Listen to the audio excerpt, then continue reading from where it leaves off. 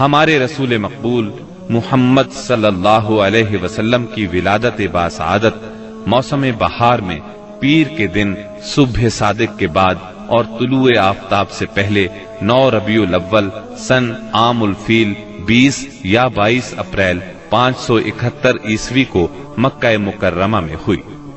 پیر کا دن آپ کی مبارک زندگی میں بڑی اہمیت کا حامل ہے۔ سیدنا ابن عباس رضی اللہ عنہ فرماتے ہیں کہ آپ پیر کو پیدا ہوئے، پیر کے دن آپ کو نبوت سے سرفراز فرمایا گیا، سوموار ہی کو مکے سے مدینے کی طرف ہجرت کے لیے نکلے، سوموار ہی کو آپ مدینہ منورہ تشریف لائے اور آپ نے پیر ہی کے دن اس دار فانی کو خیر باد کہا۔ آپ کے پیدا ہوتے ہی آپ کے دادا عبد المطلب آپ کو گود میں اٹھا کر خانہ کعبہ میں لے گئے، آپ کے لیے دعا کی اور محمد نام رکھا۔ پوتے کی پیدائش کی خوشی میں 7ویں دن اپنے قبیلے کی دعوت کی۔ لوگوں نے آپ کے دادا سے پوچھا، آپ نے نومولود کا نام دوسرے لوگوں کے ناموں جیسا کیوں نہیں رکھا؟ انہوں نے جواب دیا، میں چاہتا ہوں میرے پوتے پر اس نام کا اثر پڑے اور میرا پوتا تعریف و توصیف حاصل کرے۔ آپ کی والدہ سیدہ آمنہ نے آپ کا نام احمد رکھا۔ انجیل میں بطور پیشگوئی آپ کے 2 نام آئے ہیں، فارقلی اور منہمنا۔ قرآن مجید کی سورہ انبیاء آیت 107 میں اللہ تعالیٰ نے آپ کو رحمت للعالمین کہا ہے، یعنی ہم نے آپ کو تمام جہانوں کے لیے رحمت بنا کر بھیجا ہے۔ آپ کی والدہ کا نام سیدہ آمنہ تھا۔ سیدہ آمنہ کے والد وہب بن عبد مناف بن زہرہ بن کلاب تھے۔ آپ اسماعیل علیہ السلام کی اولاد میں سے ہیں۔ ہاشم آپ کے پردادا تھے۔ بہت دولت مند ہونے کے ساتھ ساتھ سخاوت، مروت اور احسان میں بھی بے مثال تھے۔ ہاشم کہلانے کی وجہ یہ تھی کہ ان کے عہد میں ایک مرتبہ مکہ مکرمہ میں قحط پڑ گیا۔ یہ فلسطین گئے اور اونٹوں پر آٹے کی بہت سی بوریاں لاد لائے، بہت سے اونٹ ذبح کیے، ان کا شوربہ تیار کیا، روٹیاں پکوائیں۔ ان روٹیوں کو شوربے میں بھگو بھگو کر اہل شہر کو کھلاتے رہے۔ عرب اس کھانے کو حشیم اور سرید کہتے ہیں۔ یہ سلسلہ ایک مدت تک جاری رہا، اسی وجہ سے ان کا نام ہاشم پڑ گیا۔ وہ حاجیوں کی خدمت اور مہمان نوازی میں بھی بڑھ چڑھ کر حصہ لیتے تھے۔ اسی سخاوت اور فیاضی سے ہاشم کا نام پورے عرب میں مشہور ہو گیا۔ ذاتی اثر و رسوخ اور وجاہت کی وجہ سے ان کی دوسرے ممالک کے درباروں میں بھی رسائی تھی۔ انہوں نے ہی قریش میں سب سے پہلے یہ دستور جاری کیا کہ سال میں 2 مرتبہ تجارتی قافلے روانہ ہوا کریں، موسم گرما میں شام کی طرف اور موسم سرما میں یمن کی طرف۔ چنانچہ اسی دستور کے مطابق دونوں موسموں میں قافلے روانہ ہوتے تھے۔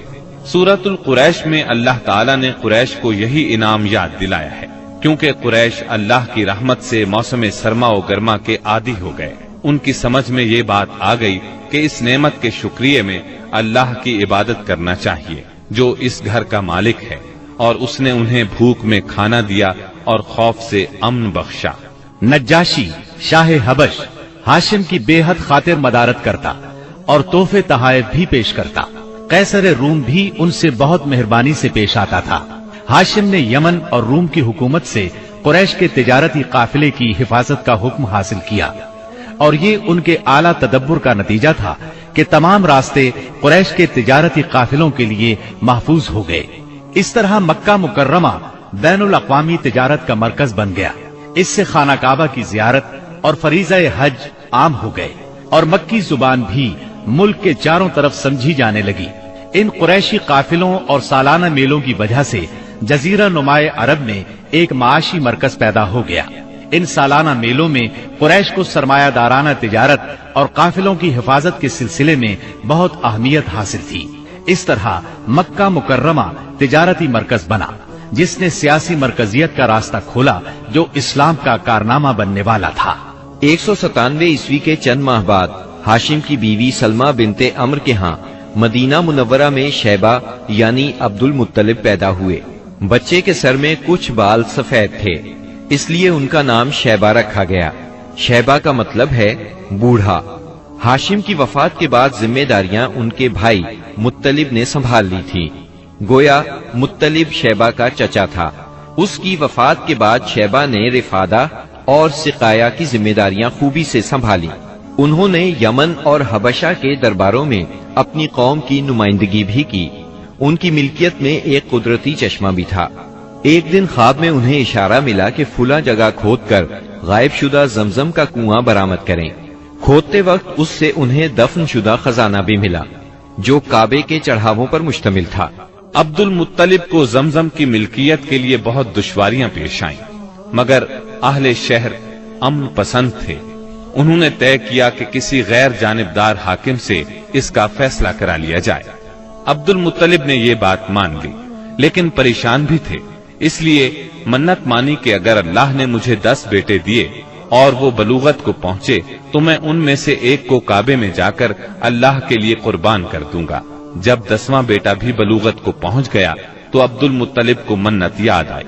انہوں نے بیٹوں کے درمیان قرعہ ڈالا تاکہ جس کا نام نکلے اسے قربان کر دیں۔ قرعہ نبی اکرم صلی اللہ علیہ وسلم کے والد عبداللہ کے نام نکلا۔ عبد المطلب کا ارادہ دیکھ کر رشتہ داروں اور دوستوں نے دخل اندازی کی اور انہیں مشورہ دیا کہ وہ کسی خاتون عرافہ کے پاس جا کر حل دریافت کریں۔ چنانچہ عبد المطلب ایک عرافہ کے پاس گئے۔ اس نے معاملہ سن کر مشورہ دیا کہ بیٹے اور 10 اونٹوں کے درمیان قرعہ ڈالو، اگر عبداللہ کے نام نکلے تو مزید 10 اونٹ بڑھا دو، اس طرح خون بہا کی مقدار میں اضافہ کرتے جاؤ یہاں تک کہ قرعہ خون بہا پر نکلے۔ انہوں نے قرعہ اندازی شروع کی۔ قرعہ ہر بار عبداللہ کے نام نکلتا رہا۔ یہ 10 اونٹ ہر بار بڑھاتے گئے۔ جب 100 اونٹ پورے ہو گئے تب قرعہ اونٹوں کے نام نکلا۔ عبد المطلب نے 3 بار ایسا کیا تاکہ اطمینان ہو جائے۔ ہر بار 100 اونٹوں ہی کا قرعہ نکلا۔ اب انہیں اطمینان ہو گیا کہ یہی اللہ کو منظور ہے۔ واقعہ فیل کے 50-55 دن بعد عبد المطلب کعبے کا طواف کر رہے تھے کہ انہیں پوتے کی ولادت کی خوشخبری ملی۔ 75 سالہ دادا بہت خوش ہوئے۔ نبی کریم صلی اللہ علیہ وسلم ان کے پیارے فرزند جناب عبداللہ کی یادگار تھے، جن کی زندگی 100 اونٹوں کی قربانی دے کر بچائی گئی تھی، لیکن پھر اچانک وہ فوت ہو گئے۔ ان کی وفات سے بوڑھے باپ کو جو صدمہ پہنچا تھا، پوتے کی ولادت سے ایک حد تک وہ کم ہو گیا۔ عبداللہ کی والدہ یعنی نبی صلی اللہ علیہ وسلم کی دادی کا نام فاطمہ بنت عمر تھا۔ عبداللہ کے 2 سگے بھائی زبیر اور ابو طالب تھے۔ بی بی آمنہ سے نکاح کے بعد عبداللہ نے رواج کے مطابق 3 دن تک سسرال میں قیام کیا۔ اس کے بعد تجارت کی غرض سے شام چلے گئے۔ واپسی پر یثرب یعنی مدینہ منورہ میں ٹھہرے تاکہ اپنے والد کے حکم کے مطابق کھجوروں کا سودا کریں۔ مدینہ منورہ ہی میں قیام کے دوران وہ بیمار ہو گئے۔ آپ کی بیماری کی خبر مکہ پہنچی تو عبد المطلب نے فوراً اپنے بڑے بیٹے حارث کو عبداللہ کی خبر گیری کے لیے مدینہ روانہ کیا۔ حارث مدینہ پہنچے تو معلوم ہوا 1 ماہ بیمار رہنے کے بعد عبداللہ انتقال کر گئے ہیں۔ انتقال کے وقت انہوں نے 5 اونٹ، چند بکریاں اور 1 باندی چھوڑی، جس کی کنیت ام ایمن اور نام برکت تھا۔ عبداللہ کا انتقال اپنے پیغمبر بیٹے کی ولادت سے چند ماہ پہلے ہی ہو گیا تھا۔ گویا آپ صلی اللہ علیہ وسلم شکم مادر ہی میں یتیم ہو گئے تھے۔ آپ کی والدہ سیدہ آمنہ طہارت نفس، شرافت، عزت، عفت، عصمت اور پاک بازی میں بے مثال تھی۔ اپنی قوم میں سیدۃ النساء کے لقب سے مشہور تھی۔ ددھیال اور ننہیال دونوں کے اعتبار سے آپ عرب کے بہترین قبیلے اور بہترین قوم میں سے تھی۔